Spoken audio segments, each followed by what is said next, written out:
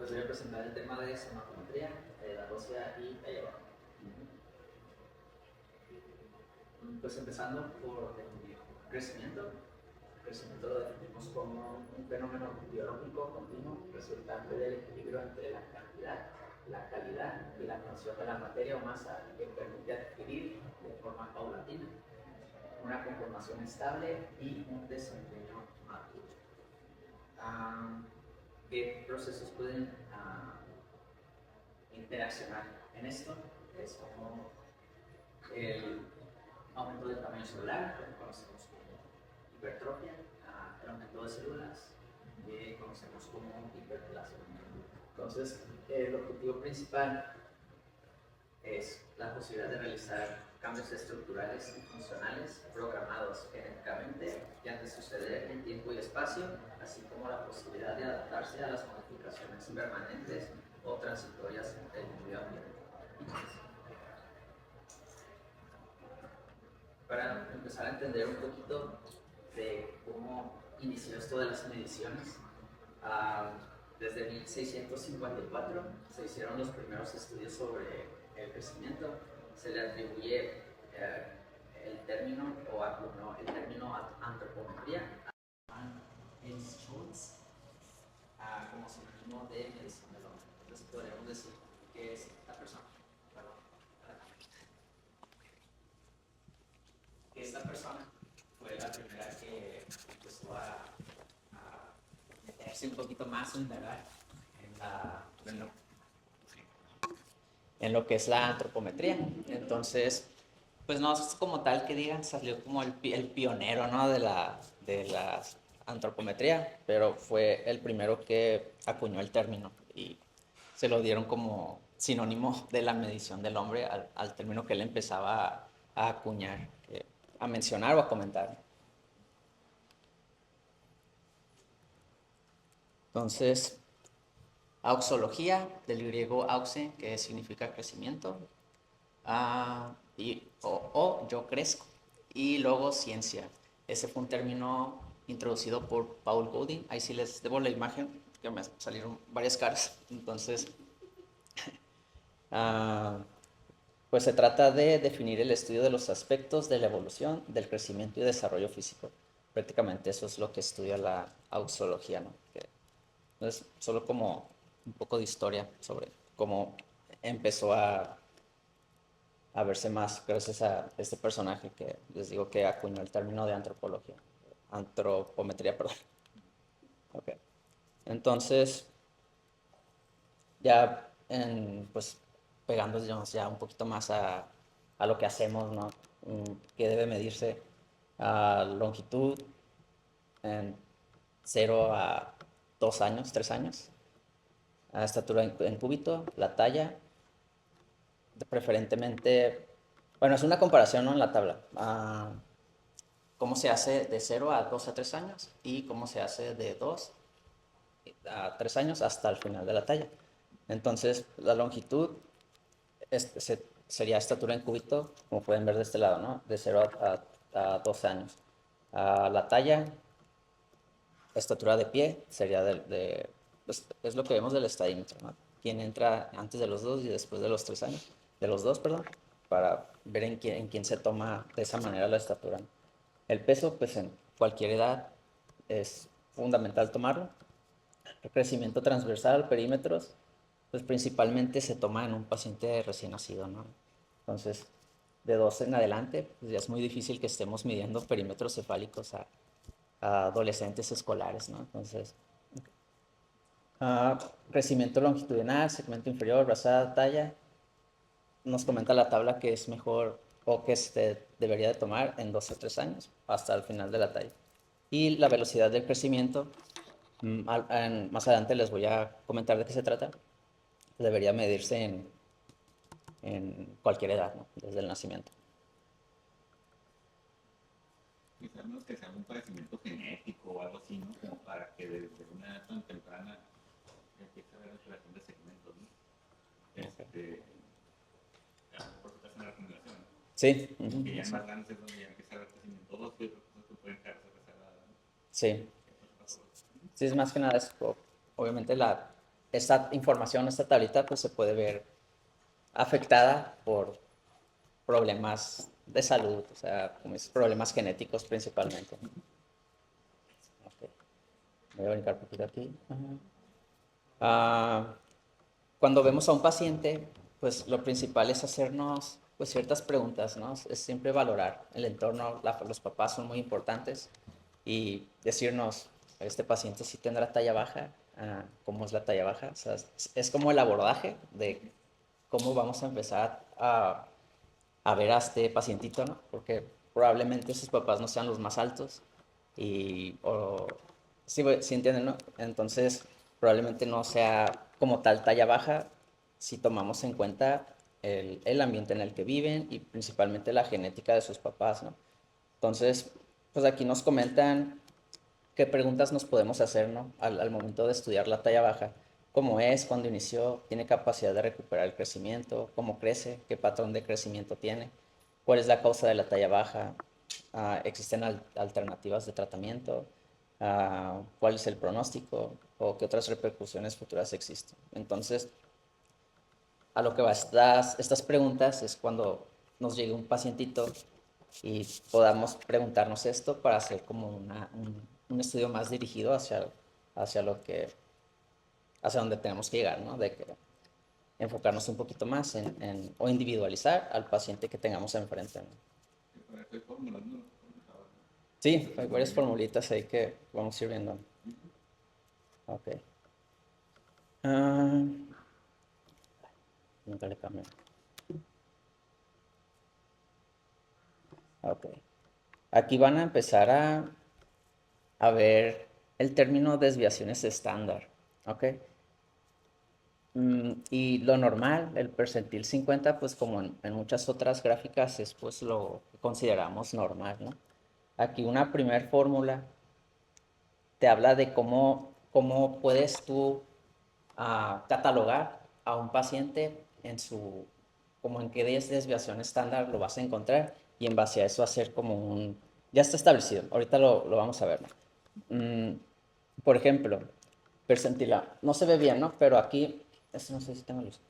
Aquí, es una formulita que dice, ¿esta? Ah, es una formulita que dice que para obtener la desviación estándar es aquí talla del paciente menos la talla del percentil 50 que debería tener para la edad y para el género. ¿Okay? Y acá, por ejemplo, este es como un caso clínico, o es como el ejemplo de un paciente de 2 años, perdón que no se vea, 6 meses, en donde le ponen una estatura de 80.7 centímetros. Entonces, aquí el objetivo es hacer el ejercicio de poner aquí la talla del paciente, cuánto debería de tener en su percentil 50, que aquí lo manejan como 90.4.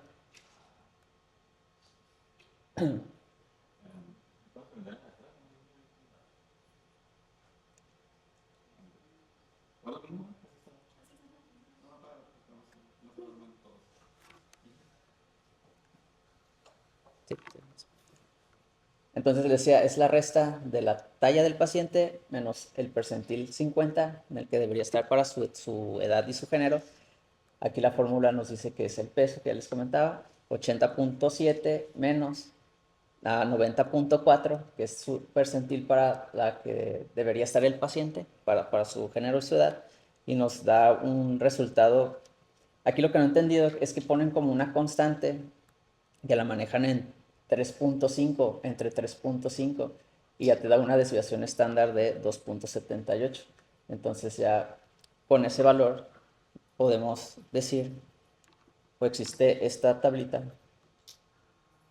que en base al resultado podemos decir, este paciente entra de este rango, este paciente está entre este rango, este paciente está entre este rango, este rango. Entonces, si tenemos a nuestro paciente entre -2 a -2.5, quiere decir que la posibilidad de enfermedad es entre un 40 a un 60%. Pueden haber variantes normales del crecimiento, que se trate de una enfermedad sistémica o una deficiencia hormonal leve a moderada. Si el paciente se encuentra acá abajito, entre -2.5 y 3, de desviación estándar, podemos ahí pensar que se trata de una talla baja patológica, posibilidad de enfermedad entre un 80 a un 100%, enfermedades sistémicas graves, déficits hormonales graves o síndromes genéticos. Y si la desviación estándar nos da entre uno de -3 a -6 desviaciones estándar, puede que se trate más de una enfermedad en el 100% de los casos, que se trate de una displasia ósea o de un síndrome genético. Entonces, eso es más que nada el objetivo de hacer esta formulita. Sí, una cosa es las desviaciones estándar, ¿no? Es como ya había dicho, ¿no? Que es lo que se va de la media en un paciente. Ajá. Ya están descritas, o sea, no hay mucho que como complicarse la existencia. Lo pueden reportar ustedes en percentilas en desviaciones estándar, con medición. Al final de cuentas, si se fijan en la mayoría de los estudios, te marcan un porcentaje ahí, equivalentes a esa desviación estándar, ¿no? Entonces, nomás lo sacan en la gráfica que estés utilizando. A lo que veo ahí que tienes reportado es una puntuación aparte, ¿no? Es una puntuación Z. Entonces, tendría que revisar a detalle. Digo, la idea es que este tema lo puedan ver un poquito más a profundidad en el tema del doping. Pero, si lo queremos hacer de una forma lógica, dale para acá. Si se fijan, lo que está pasando en contexto global o en la cultura grande es que se está desviando cada vez más de la media, ¿no? Sí. Entonces, pues por eso igual en la primera, que es entre el 2 y el 0.5, dices, está fuera de lo normal, sí, ¿no? Porque a partir de 2 desviaciones estándar ya consideras que empieza a haber algo de preocupar, ¿no? Quizá a lo mejor ya arriba del 3 es cuando ya dices, definitivamente hay algo, ¿no? Es lo que a veces ponemos en las figuritas, ¿no? Que hay gráficas que están a color, y de repente ya es cuando llega, ¿no? Como que la parte verde, que es la 50, luego una como ámbar o amarilla, luego la roja, y luego la negra, que ya sería después de la desviación estándar 3, ¿no? Sí. Que esa definitivamente ya estás muy fuera de la media. Porque si probablemente eso tiene que individualizar, ¿no? Sí, y ya un paciente que llegan a ese grado, a lo mejor desde esa desviación estándar 2, ya sería recomendable mandarlo a alguna valoración por su especialista, ¿no? Sí. Sí, definitivamente a los trabajos, pues, sin duda. Sí. Sí, pues prácticamente es eso, ¿no? Que... Digo, no todos van a caer, ¿no? Ajá. Un 40%, o sea, habrá casos que sean por alguna cuestión a lo mejor genética, familiar, sin necesidad de que sea un síndrome genético, pero pues vale la pena mandarlo a valoración.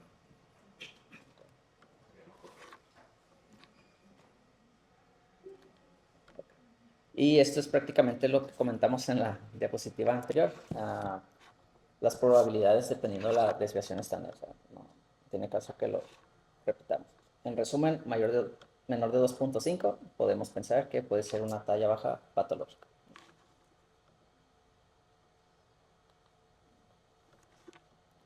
Aquí tenemos otra fórmula que son la talla blanco familiar, así se le conoce. Entonces, este es el factor determinante del crecimiento, es el potencial genético, la velocidad se expresa a través del cálculo de la talla blanco familiar. Entonces, esto nos permite visualizar la talla esperada para la edad y género. Igual, se va a batallar poquito para verse, no tanto como la otra, pero ¿en qué consiste la fórmula? Tenemos igual un niño de 2 años 6 meses que tiene una talla de 80.7 centímetros, tiene un padre que tiene 172 centímetros y tiene una madre con 160 centímetros. ¿Okay? Entonces, la talla blanco familiar vendría siendo esta fórmula, que es talla de la madre en centímetros, más la talla del padre, hacemos la suma esa y lo dividimos entre 2. ¿Okay? Se le agrega otra constante, en este caso, que es el de más 6.5. Si hacemos la cuenta, hace rato hacíamos el ejercicio con Javi y nos daba así esa desviación de menos 0.66 y que la talla esperada, ya haciéndolo en la calculadora, si quieren hacer el ejercicio, pues de 89. Entonces, si la talla esperada es de 89 centímetros en un lapso de 6 meses, ¿no? Pues no salió, ¿no? Pero Entonces, esa es la siguiente sí, diapositiva, ¿verdad? Era la donde ves siguiente. la talla blanco. Ajá, O sea, ya la como que confundí. apenas se me ve bajo la fórmula un 172. El resultado de la talla del papá, la talla de la mamá, 96.5, Ujú. dividido entre 2 te va a dar ese 72.5. Que es más menos 4. Si no alcanzo a verlo. Sí, Y en 172. base a eso te puedes basar si el paciente, a su, que va a salir en la siguiente diapositiva, su crecimiento que va teniendo a lo largo de los años, se está quedando desfasado o si está alcanzando o va al promedio que le toca a la talla baja. Le comentaba a Cristian que ahí pues sí se puede considerar importante porque hay pacientes que a lo mejor te van a salir de la talla para la edad debajo de la percentil 3, pero pues ya haciendo el interrogatorio ves que los papá mide unos 50, la mamá mide unos 40, entonces nunca vas a esperar que tenga una estructura promedio de unos 70 ese paciente. Al final todo esto es hacerlo de manera objetiva, ¿no? Que acostúmbrese en su práctica a hacer todo, o sea, con objetivo me refiero a eso. O sea, que se quite la parte subjetiva, es que a mí se me hace, se me figura, yo creo que está para arriba. O sea, si ya tienes estas formas, como dice Javi, ¿no? Pues de una manera objetiva, pues bueno, en base a tu tema familiar, el paciente efectivamente está abajo, o sabes que pues, no tiene mucho de qué preocuparme, ¿no? A lo mejor de ahí va. La otra cuestión es el seguimiento, ¿no? Obviamente hay mediciones que puedes hacer en una sola punto en el tiempo. Lo importante es si tienes la oportunidad de ver a ese paciente desde antes y ir siguiendo su curva de crecimiento también te ayuda mucho, ¿no? Obviamente no es lo mismo un paciente que a lo mejor empezó abajo, o sea, mantiene el percentil, como dice Javi, ¿no? A lo mejor un percentil abajo del 10, pero lo vas viendo de manera subsecuente y conforme el crecimiento, pues ahí se mantiene 10, 20, 25. O sea, el problema sería que a lo mejor en un punto en el tiempo pues, estaba en el 10, luego de repente se me fue al 3 y ya se quedó estancado. Entonces, es lo que valoras tú como una probable, lo esperado para ese paciente en base genética, más el seguimiento que le des con el tiempo.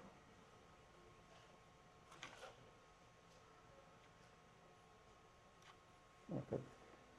Continuando. Aquí nomás les comentaba, otras de las preguntas al ver un paciente con talla baja, pues podríamos preguntarnos cómo es la talla baja, ¿no? Entonces aquí se dividía en dos tipos, que es proporcionada o desproporcionada, y esto era en base a través de la relación de segmentos y de la relación brazada-talla. Entonces, en base a eso se clasificaba. Decíamos que es proporcionada si es mayor a 1 en menores de 10 o de 10 años en 1 o mayores de 10 años menor de 1. Entonces, es nomás para que lo tomen en cuenta. En la proporción que, o sea, ¿cómo lo sacas? O sea, ¿es una división o qué? Venía una formulita que decía segmento inferior, brazada, algo así como brazada menos talla, y te daba una constante, un valor. Entonces salían como resultados así, pues decía, este es menor de 1, podríamos decir que entra en proporcionada porque es de esta edad, menor a 10 años, y tiene este resultado. Y el paciente tiene 10 años y le dio un resultado de 1, decimos que es una talla baja proporcionada. Y acá en mayores de 10 años, si tenía este resultado, decíamos también que encajaba para una talla baja proporcionada, y todo eso, les digo, en relación a esta resta, por decirlo así, que era entre brazada menos talla. Entonces, Sí, igual más para que luego se los compartas, ¿no? Como para que, porque o sea, sí, sí entiendo lo que hay una relación ahí, ¿no? Más como que sepan cómo sacarla. Realmente podemos ir unos ejemplos extremos, ¿no? Un ejemplo que tiene unos brazos por así, que sería su primer marca, y a lo mejor no se con la condroplasia. sí. Que dices, para la relación de la talla que tiene una relación. O sea, es la traducción, pero pues es importante, como digo, hacerlo de manera objetiva, ¿no? Sacar tus cálculos y decir, bueno, en base a esto lo clasifico como proporcionado, proporcional.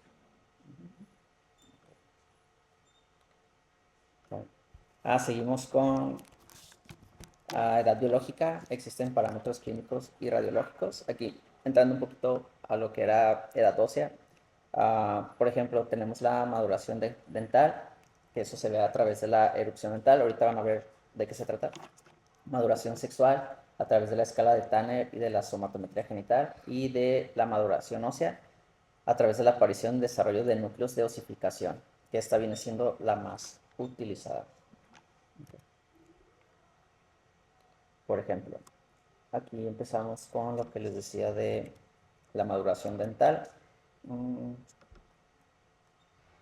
Pues primero dientes superiores, cuando se va a dar la erupción, de, por ejemplo, del incisivo central, de 8 a 12 meses, y cuando sería cuando se cae nuestro conocido diente de leche, ¿no?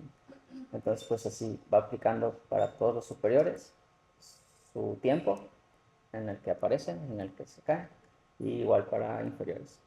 Igual ahí, como pediatras, lo que siempre vemos más rápido es la erupción de los dientes superiores, ¿no?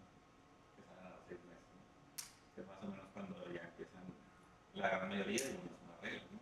La gran mayoría de los niños, los papás los tienen a iniciar a implementar a los 6 meses, ¿no?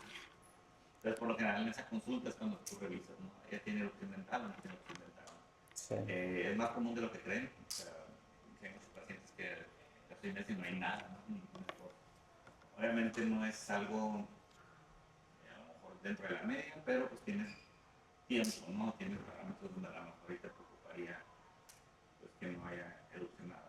A lo mejor, o sea, 10 meses se me hace un periodo decente como para ya ver algo de pérdida, ¿no? Que ya va a salir. Sí, algo. Pero va a ser muy común que lo vean ustedes, ¿no?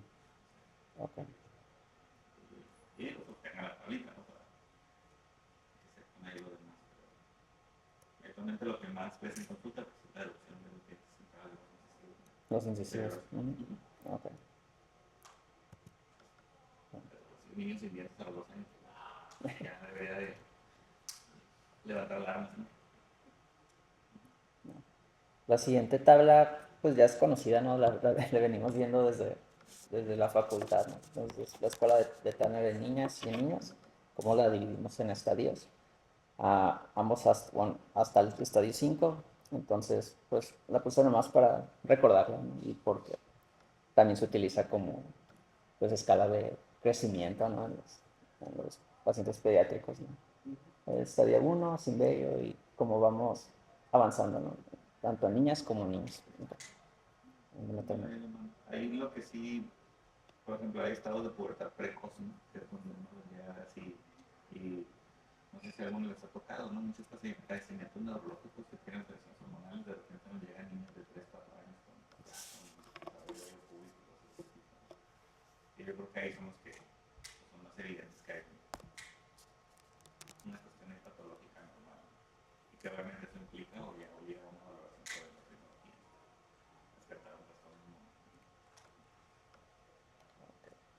Y les comentaba que la más utilizada era la maduración ósea, ¿ok? ¿En qué consta? Existen métodos. Uno es este, que se llama Kreuschlich, más o menos, y Baer, es el método cuantitativo más utilizado. Se solicitan placas radiológicas y son placas AP. Siempre se analiza la que tiene menos maduración en cuanto a la placa. Entonces aquí nomás es, pues, ahorita avanzando van a ver cómo es la osificación o qué es lo que se espera ver para valorar el crecimiento adecuado o el desarrollo de nuestro paciente. Okay. Y creo que nos dice, sí. Tenemos otra variante que se llama TW2. Es el método cuantitativo más utilizado y fundamental realizar el análisis de pacientes con síndrome genético con displasia. Entonces, existen estos dos, como se pueden quedar que existen estos dos métodos y son para valorar mediante la toma de placas en AP. Okay. Entonces, de eso se trata la maduración ósea. Entonces, ya con eso podemos basarnos en la osificación sí, más que nada eso, cómo se va dando el desarrollo de cada huesito. Por ejemplo, final de la gestación o últimos 2 meses, debe estar la epífisis distal del fémur, por ejemplo. Final de la gestación, semana 40, epífisis proximal del húmero. Y así vamos avanzando. Primeros 6 meses de vida, por ejemplo, osificación de la epífisis proximal, del fémur y de la tibia. ¿Okay?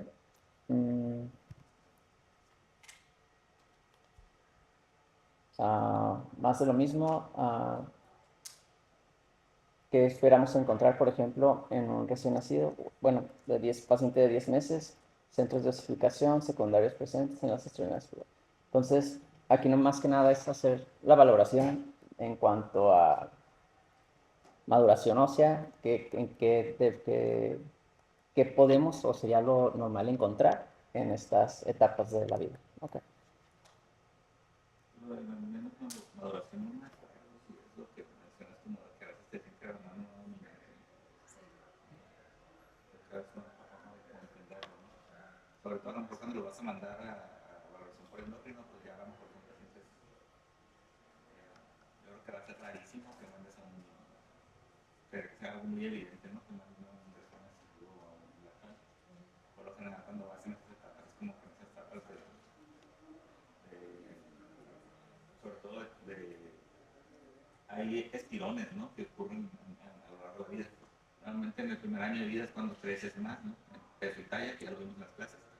Pero va a haber etapas particulares en la etapa preescolar y sobre todo en la adolescencia que se supone que se espera que aumentos, ¿no? Sí. A lo mejor son pacientes que se quedan ahí abajo, ¿no? Que es los clásicos niños de la escuela, que es como que el más chaparrito de todo un grupo, quizás es una segunda, y pues ya tengan, así que ya ciertas destrezas, ¿no? Por eso no recuerdo si en la última clase que vi algo mencionaba al respecto, contradecía un poco eso, pero que con esa idea no se quedamos en tamaño de bloque. Y pues eso igual es muy tardado, tienen que tener ahí las imágenes y sí, ahora sí que no le veo el caso que se lo aprendan de memoria, solamente pues, que sepan que existe y a veces creo que hasta atlas de referencia, ¿no? Por lo regular pues, son como cuando hay una sospecha y que se está comparando como las que no concuerda como que la pubertad o la prepubertad y con las escalas dentales, lo que se ve como que ya, como dijiste, que hay como que la talla ya no está aumentando, o sobre todo por ejemplo en las niñas, ya cuando entran en la pubertad, pues la menor cuando también tiene un estirón, entonces se va quedando como que no concuerdan esas etapas, como se puede pedir la maduración, así generalmente como es o sea, lo regular que se pida en la mano no dominante, que por lo regular se pide la radiografía de la mano izquierda y ahí se puede ver los núcleos de dosificación. Ya con eso se puede valorar como más objetivamente si se está teniendo, si se quedó ya, digamos, como que ya con los núcleos cerrados, entonces sigue en crecimiento y ahí se puede dar como que qué tanto puede crecer todavía y si se tiene una alteración, con eso se manda a endocrino. Okay. Y se puede ver si se da algún medicamento para ayudarle con el crecimiento o pues